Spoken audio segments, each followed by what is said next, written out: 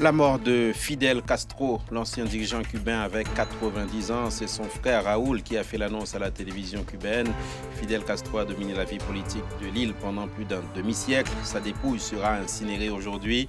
Cette édition est très largement consacrée à cette disparition. Bonjour et bienvenue sur France 24. Il était sans nul doute l'une des plus grandes figures du XXe siècle. L'ancien dirigeant cubain Fidel Castro vient de mourir. Il avait 90 ans. La toute dernière image qu'on a de lui, c'est celle-ci. Elle date du 15 novembre. Il est en compagnie du président vietnamien qu'il a reçu à la Havane.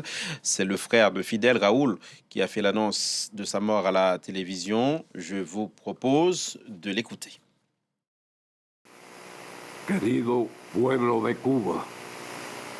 Cher peuple de Cuba, c'est avec une profonde douleur que je me présente pour vous dire à vous, mais aussi à nos amis du continent américain et du monde, qu'aujourd'hui, le 25 novembre 2016, à 10h29 du soir, le commandant en chef de la révolution cubaine est mort, Fidel Castro Ruz.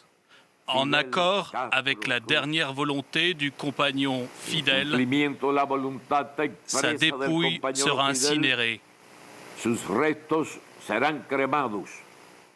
Le père de la révolution cubaine, le leader Maximo, vient donc de décéder. Une page se tourne à Cuba.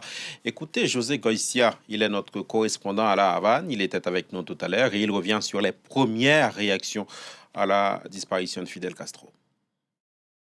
On a été tellement habitués pendant tellement d'années à voir apparaître des rumeurs sur les chaînes de Miami, sur Internet.